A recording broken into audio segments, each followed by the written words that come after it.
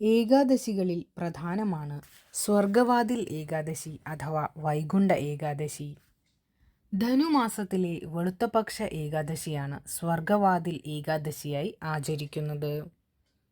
ഗുരുവായൂർ ഏകാദശി നോറ്റാൽ സ്വർഗവാതിൽ ഏകാദശിയും നോൽക്കണം എന്ന് പറയുന്നു. സ്വർഗവാതിൽ ഏകാദശി നാളിൽ വിഷ്ണു ക്ഷേത്രങ്ങളിൽ ദർശനം നടത്തുന്നവർ മുൻവാതിൽ കൂടി പ്രവേശിച്ച് പൂജാവിധികൾക്ക് ശേഷം മറ്റൊരു വാതിൽ കൂടി പുറത്തു കടന്നാൽ സ്വർഗവാതിൽ കടക്കുന്നതിന് തുല്യമാണ് എന്നാണ് വിശ്വാസം.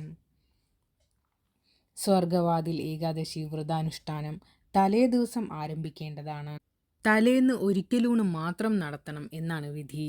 ഏകാദശി ദിനം പൂർണ്ണമായ ഉപവാസം നടത്തണം.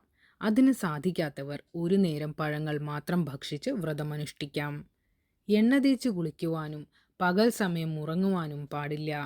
ശുദ്ധിയുള്ളതും വെള്ള നിറത്തിലുമുള്ള വസ്ത്രം ധരിക്കുന്നതാണ് അനുയോജ്യം. അന്നേ ദിവസം വിഷ്ണു ക്ഷേത്രങ്ങളിൽ ദർശനം നടത്തുകയും ഒരു വാതിലിൽ കൂടി കടന്ന് മറ്റൊരു വാതിൽ കൂടി പുറത്തു കടക്കുകയും ചെയ്യണം എന്നാണ് വിശ്വാസം. മറ്റ് ചിന്തകൾക്ക് ഇടം നൽകാതെ വിഷ്ണു ദ്വാദശ നാമങ്ങൾ, വിഷ്ണു അഷ്ടോത്തരം, വിഷ്ണു സഹസ്രനാമം എന്നിവ ചൊല്ലുന്നത് ഉത്തമമാണ്. ഏകാദശി നാളിൽ ഉടനീളം ഓം നമോ നാരായണായ എന്ന അഷ്ടാക്ഷര മന്ത്രവും ഓം നമോ ഭഗവതി വാസുദേവായ എന്ന ദ്വാദശാക്ഷരി മന്ത്രവും 108 തവണ ജപിക്കുക.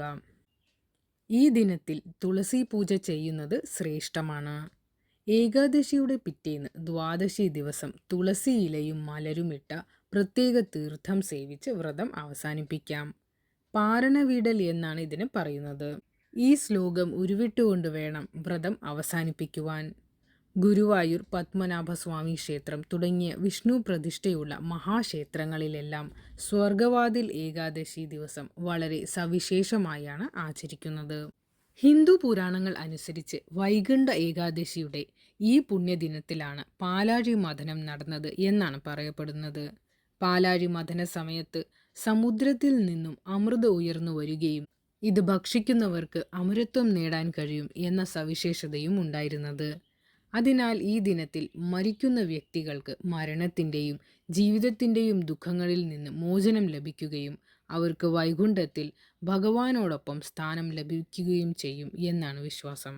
ഭീഷ്മ പിതാമഹൻ ഈ ദിനത്തിലാണ് മരണപ്പെട്ടത്. അതുകൊണ്ട് തന്നെ ഈ ദിനത്തെ ഭീഷ്മ ഏകാദശി എന്നും ചിലയിടങ്ങളിൽ പറയുന്നുണ്ട്. ഏകാദശി നോൽക്കുന്നതിലൂടെ ഒരു വ്യക്തിയെ മാനസികമായും ശാരീരികമായും ശുദ്ധീകരിക്കാൻ സാധിക്കും എന്നാണ് വിശ്വാസം. അതുകൊണ്ട് തന്നെ ശരീരത്തിനും ആത്മാവിനും സമാധാനം നൽകാൻ വൈകുണ്ഠ ഏകാദശി സഹായിക്കും. നാം ചെയ്ത തെറ്റുകളിൽ നിന്നും മോചനം ലഭിക്കുന്നതിനും പാപമോക്ഷം ലഭിക്കുന്നതിനും വൈകുണ്ഠ ഏകാദശി നോൽക്കുന്നത് നല്ലതാണ്. ഭഗവാൻ തൻ്റെ ഭക്തന്മാരെ എല്ലാ പാപത്തിൽ നിന്നും മോക്ഷം നൽകി അനുഗ്രഹിക്കുന്നു എന്നാണ് വിശ്വാസം. ഇതിലൂടെ ജീവിതത്തിൽ നിങ്ങൾ ശുദ്ധീകരിക്കപ്പെടും. ഏകാദശി ദിനത്തിൽ ഉടനീളം വിഷ്ണു മന്ത്രം ജപിക്കേണ്ടതാണ്. മോശം ചിന്തകളോ നെഗറ്റീവ് വർത്തമാനങ്ങളോ പൂർണ്ണമായും ഒഴിവാക്കണം. ഈ ദിനത്തിൽ തുളസി പൂജ ചെയ്യുന്നതും എന്തുകൊണ്ടും ശ്രേഷ്ഠമാണ്. ഇതെല്ലാം നിങ്ങളുടെ ഏകാദശി പുണ്യം വർദ്ധിപ്പിക്കുന്നു.